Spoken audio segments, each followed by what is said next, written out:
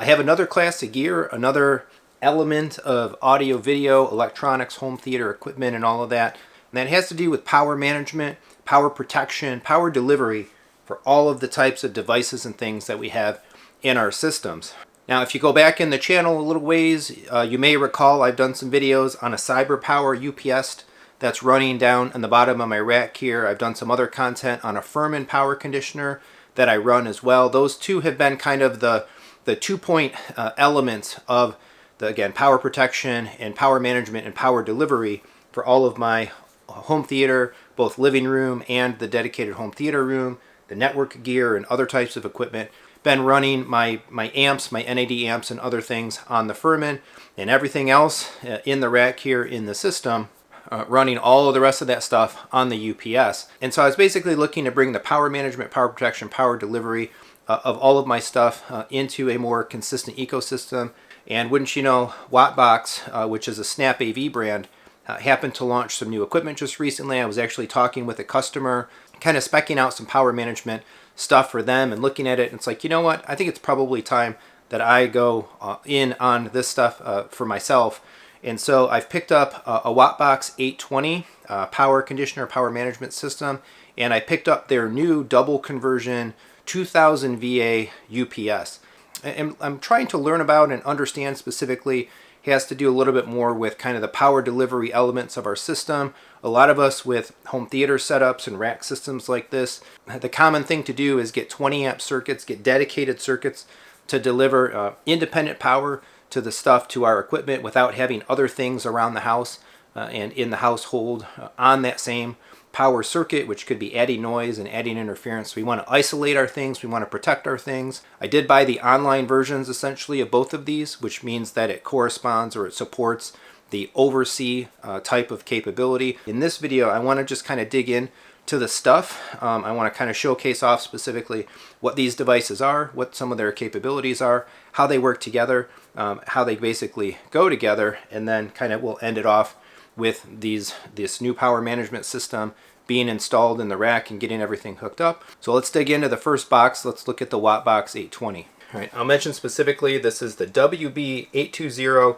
IPVM12 WattBox 20 amp rack mount IP power conditioner with 12 individually metered and controlled outlets. The individually metered and controlled elements in conjunction with OVRc is how we're able to be able to check the power draw and the things that are happening with the stuff that's plugged into this device, and if we ever need to remotely manage anything or even tie it in to Control 4 specifically, we can reset things by basically having power disconnected and restored. So there's a lot of latent capability built in here. That 20 amp rating to me was also paramount.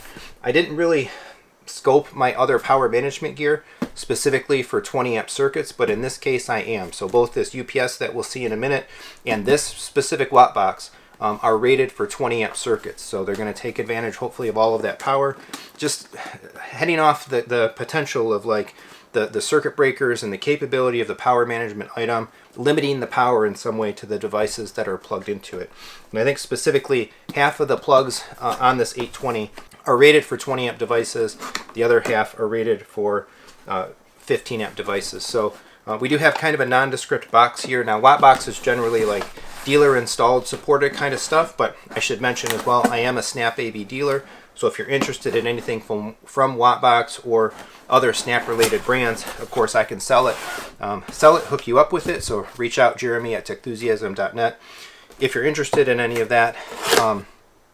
But I, as a dealer, I don't have to be the one installing this stuff for you. It's very simply able to ship it to you and put it in kind of yourself. So WattBox has a very distinct kind of look to it. The orange plug is kind of like their color, their motif. We can see this is like a square box unit, right? Which means it can rack mount a bunch of different ways. It can have different levels of tilt and facing, which is pretty cool, with, of course, the included rack gears and stuff. We'll show that off in a second. But we can get an eye here kind of for the outlet banking. Again, you can see the regular style outlets, and then these 20 amp outlets also have that kind of horizontal element, the T-plug basically, that's there. Notice we do have actually like 3 kind of RJ45 ports. Specifically, this orange one here is a UPS uplink port. So this is, we would be connecting kind two connections, two wires basically, two cables between the 820 and the UPS. One is the uplink for the data, and then of course this will be plugging its power cord in into the UPS as well. There's some grounding protection and some other things. And again, this is an online one connected to OVRc and whatnot. So there is a network port. So this will have to connect in wired to the rest of the network. So nice build quality. The other thing that I really like, and they do this in the strips as well, right? They rotate the plugs in different orientations. So if you have wall warts and other things that are sticking off or taking up space, you can have them plug in adjacent plugs and not interact with each other. All right, we do have our little box of accessories here. So we have our power plug here, really thick. Should be noted again that we're dealing with like 20 amp equipment, so we got to keep 20 amp stuff in mind. This is a T-shaped plug. The UPS, as we'll see, does have a T-shaped outlet on it, so this will plug in perfectly fine to the UPS, thus granting us access to that full 20 amps. We do have the metal rack ears here in the box, again giving us the ability to put it in a variety of different orientations. Looks like there's actually two sets of rack ears, depending on, I think, whether you're doing just a regular kind of front facing install or you're doing kind of one of those more angled and adjustable types of installations. My goal for this thing will be to put it down kind of where I have my power management already, down on one side of the rack. So we have some screws for our racking. We have actually some ties in here as well. I do like this. There's a little metal clip piece, so when you plug the power plug here, we plug the power plug into the 820, we can use the little we can use the little clip piece and actually kind of like lock it down. So if you're moving your rack or that cable gets a little bit of tension or what on it, this will help keep it so that it doesn't end up coming unplugged. We've got a couple other screws, like a little wall mount pieces and whatnot. So a bunch of little bits and pieces. All right, let's put this away or put it aside, and we'll dig into the UPS.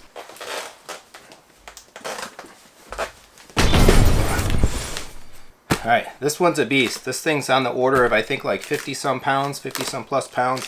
Big old UPS, big old battery, and so on.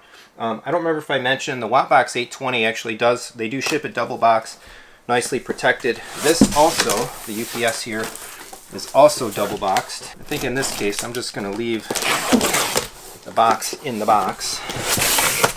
And we'll try to dig in, pull it out and dig into everything here as we go. So well protected, we got some styrofoam and things like that. We do have a box of accessories here. Once again, a big beefy power cable, and should be noted, this is actually a T-square plug. Again, I do have a 20 amp dedicated circuit going on behind the rack here. My outlets were not installed with the T-slot 20 amp outlet style plugs on them. I guess the builder uses just the regular old outlets all the way through. So I am going to have to make a Home Depot run and pick up the T-slot outlets, change the outlets out, like a USB style cable here. And then we have a couple of different brackets. It looks like almost similar to the 820. We've got like a larger style bracket and a smaller style bracket. In this case though, I think my understanding is if you're going to use the full-on rack mounts for this UPS, given its size and its weight and its heft and its depth, this isn't the kind of thing that you just want to rack mount in the front and then have it kind of sag. You actually have to rack mount it to rails in the front and actually in the back of your rack as well. All right, I think I'm gonna have to set these down and then pull this thing out.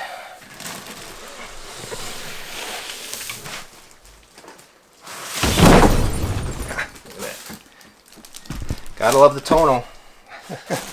I love feeling strong. For reference, model number here, we are looking at a WB OVRc for the OVRc model, OL UPS 2000-1. And again, this is the double conversion UPS. Now a lot of UPSs, or they can come either as double conversion, it's not I forget what the other one's called, it's like linear compensation, but a lot of UPSs will kind of like take the power in. They may do some filtering, they may do some manipulation to the waveform of the power to kind of clean it up and output it on the other side, which is all great, but that signal is still coupled to the power delivery coming in. The power delivery going out is coupled together. Double conversion actually takes like the AC signal that's coming in, converts it to a very 100% like clean, pure DC power signal, and then back to a completely pristine AC power signal. When wall power fails, it makes the fail over to the battery faster. It does actively engage the battery as it's going. And I believe they ship this thing. The battery compartments are inside. I think there's a wire connection that we actually have to connect. This does have a digital display on it, so it will read out a bunch of information about kind of the state of the power delivery and everything that's happening with it, which is pretty sweet. I tilt it up a little bit here. We can kind of go across. So one of the things that we'll notice here, right, we do have our plugs. So this is on this side, we'll use the power cord that came with it. We'll plug in there, and then we'll plug into the wall. We do have a fan. I have no idea yet. I'm kind of curious how loud this may be, how much this fan runs. Luckily for me, I don't necessarily care. And then notice we have kind of one outlet here, one outlet. So this model specifically, the OVRc model, is designed and built to connect to something like the 820 specifically. So the 820 provides the outlets for you plugging your stuff in. There is another version of this UPS, same model, except it does not have the OVRc connectivity and capability, and it has 8 outlets instead of 1. So in that version of it, you would be plugging the equipment that you're protecting and providing power to separately or directly in. Notice the orange RJ45 plug right here. This is the uplink port, essentially, or the data connection port for the UPS and the 820 to talk to each other. And we have, I'm surprised it's installed. It was in the accessory box in the 820, but it's here as well. Kind of that clamp down again to keep the power cable fully engaged. There are a couple other connections or slot banks and stuff here for like connecting additional batteries. There's more expansion and whatnot that you can do within the system. I would expect to not need any more than this. For all intents and purposes, like, I just want my equipment really protected, and I want a little bit of keep alive time. I don't necessarily need, me personally, I don't need my equipment to stay online for a long period of time with the UPS. We do have a whole home generator here, a natural gas generator on the outside of the house. If and when we ever lose power, it takes roughly about 7 seconds. Power goes down, the generator starts up, new power delivery starts flowing into the household, and we sized our generator to be able to run the house as if nothing ever happened. So everybody in the neighborhood around us may be dark. We're running our refrigerators, we're running our HVAC, our air conditioning, watching movies in the theater. So really what I'm really looking for out of a UPS is the ability to not have my stuff, not have my sensitive electronics, my expensive electronics go dark for that period of time. I would always want to have a generator in any future home. All right, so quick update here. I did go to Home Depot. I did get the plugs that are necessary to fully realize and optimize using the 20 amp circuit. You can see here, I do have the power cut off, and I do have regular old outlets that they installed. So we have a 20 amp circuit breaker to this location dedicated. We have 12 gauge yellow sheath Romex run from the circuit panel over to here. And now we have the T-shaped plugs necessary to be able to plug in the 2000 VA UPS properly. I'm going to go ahead and just replace both outlets. It's a 4 outlet scenario here, but it is all connected to just one circuit. I got 2 of these at Home Depot, the Pro version, Leviton, whatever. They're like $5-6 a piece, maybe $7 a piece, I think they were. All right, here we are installed. So I'll give you a second here. You can tell this does kick out a little bit of noise for sure. But in any case, it's quite nice. So it racked very well. The smaller rack ears go on the front. The bigger rack ears mount onto the back, giving it stability all the way through. We will go around to the back and take a look back there as well.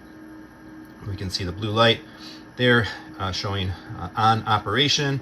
We have this readout display here showing us kind of the battery charge, battery life on the far left, and the load on the far right. Sitting here just kind of passively, about 16-17% load. That's with everything in the rack currently plugged into it. So Control 4 controller is running, the Synology NAS, the networking gear. We can also see here kind of the infographic tells us about the double conversion feature of the UPS. So the power is coming in, basically from the wall, as well as it's charging the battery, and we're basically powering through. All right, so underneath there on the bottom, we have the UPS. You can see these rails here holding up the back end. On the rack, we have one big power cord coming out through here, strapped in, held in down in the base of the rack there, and plugged into our outlets. Now 4 full 20 amp style T-plug outlets.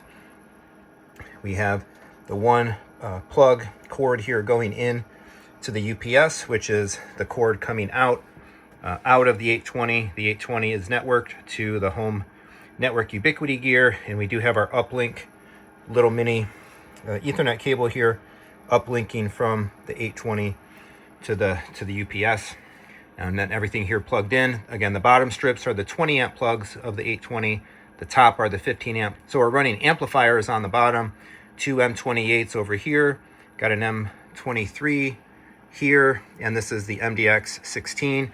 I do need to do a little bit more work to really fully finalize it.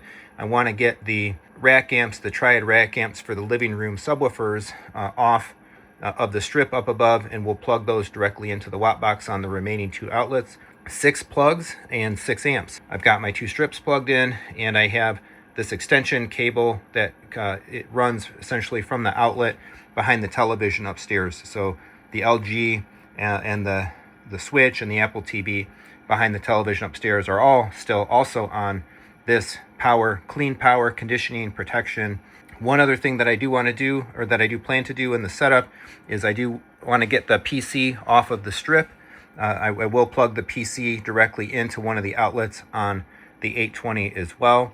That will allow me, actually, these are controllable, programmable outlets. It does work within the Control4 ecosystem, as I understand it. So instead of using a separate plug to power manage delivery to the computer, we'll be able to just have Control4 command power to the outlet of the 820. I'm really curious as well with the gaming PC, what the result is, if any of that like GPU noise, the buzzing noises and stuff that the PC can create actually ends up getting protected and isolated and prevented by virtue of having this setup. Now, I do expect some comments to possibly bring attention to the fact that, hey, I've got strips, right, plugged in to a PDU. Is that generally recommended? I will say these are not conditioning strips. These are just basically dumb strips. They're not IP enabled. They're not performing the online connected command functions that the 820 does. And fundamentally, the strips are there for convenience, and the strips have just a collection of very specific lower powered stuff into them. They more facilitate the operation of everything. We're not overloading anything. And I will do a separate video showing, again, like turning certain things on, running certain zones, what happens when we power on, what does the steady state consumption look like. Suffice to say, so far, I've already done some quick experimentation anyway. I've turned on the theater playing a movie. I've turned on the living room at the same time, having the gaming PC on, and we're sitting at very acceptable power utilization, power load. Everything's looking really good, working really well. Again, just a little bit more plug kind of optimization here to do. So that's it for this video. Again, we'll be back with more content about this. I still have to fully connect the OVRc. The other thing that's coming, actually worth mentioning, is the UPS is actually getting some PC Mac computer-based software as well. That's why there was a USB cable in the box for the UPS, and there's a USB plug on the back. You are able to connect the UPS OVRc model or not. You're able to connect it to the software that's coming soon, and be able to program, command and control, configure, and interact with the UPS in various ways. As soon as that software becomes available, definitely I'll be on top of it. I'll grab it. I'll probably do a video specifically about that. When I get the OVRc stuff set up, probably do some content about that as well. And again, I do want to come back with another video talking about loading and power consumption, all this different type of electronics plugged in. We can test a whole bunch of things. We've had a lot of different, effectively 2 computers in the rack between the MadVR and the gaming PC. Of course, we have different types of amplifiers and other equipment, the Kaleidoscape, the networking equipment, all of that stuff is on here. I'm very happy to have fully unlocked the delivery of 20 amps worth of power essentially through to all of the power management and delivery of the system. Again, I didn't really have that in the devices that I had before, but we've had this latent dedicated circuit here for nigh on 10 years serving the rack, and I don't think we were properly kind of fully taking advantage of it. One thing to note, if you don't have a 20 amp circuit and the T-plug thing, there are other models of this UPS available. I think specifically there's like a 1500 VA and a 1000 VA as well. Those are regular 15 amp outlet style supported, specifically just the 2000 VA unit, which is spec'd to pass and manage up to like 2000 watts of power, just under 2000 watts of power, is the only one that's 20 amp specific. The 820 WattBox is specifically tuned for 20 amp circuits. There is other 800 series and some other series of WattBoxes if you don't actually have or you don't need to manage a full 20 amp of power delivery to your equipment. So yeah, very happy with the upgrades. If you're shopping any of this stuff, if you want to talk about it, consider some upgrades and anything like that, do reach out to me. I am a Snap AV dealer, which allows me to sell WattBox and a variety of other related brands. Hey, I'm also a dealer for awesome stuff like Kaleidoscope, JVC projectors, Panamorph lenses, and I can access a whole bunch of brands like Focal, Denon, Marantz, Sony, Samsung, LG, and a whole bunch of other things as well. You need racks, you need other stuff. Reach out to me through the channel, through my webpage, techthusiasm.net, or just email me, jeremy@techthusiasm.net. Happy to talk, happy to consult, happy to advise. And if I can't help you, I've got awesome business partners that I can refer you to as well. If you'd like to support me otherwise, lots of ways to do that. Hey, become a channel member, leave a PayPal, Venmo tip, leave a super thanks directly here on YouTube if you would. Please shop with my general affiliates. There's a whole bunch of them down in the description. Amazon, Target, Best Buy, Newegg, Walmart, and more. If you're buying stuff, your spouse, your significant other, your family, hey, share those links, shop with them, always very much appreciated. Super beneficial to the channel, lets me buy, experiment, and play around with stuff like this so that I can talk about it and hopefully inform and educate for you. Otherwise, please do the regular YouTube stuff, like, subscribe, hit the bell, share the video, leave a comment, let's discuss. What are you using for power management, power protection in your AV system, in your home theater electronic stack, in your rack? How's it working? Do you have a UPS? Are you considering a UPS? Do you have 20 amp circuits? Are you taking advantage of your 20 amp circuits? Leave a comment. Let's talk about all of that stuff.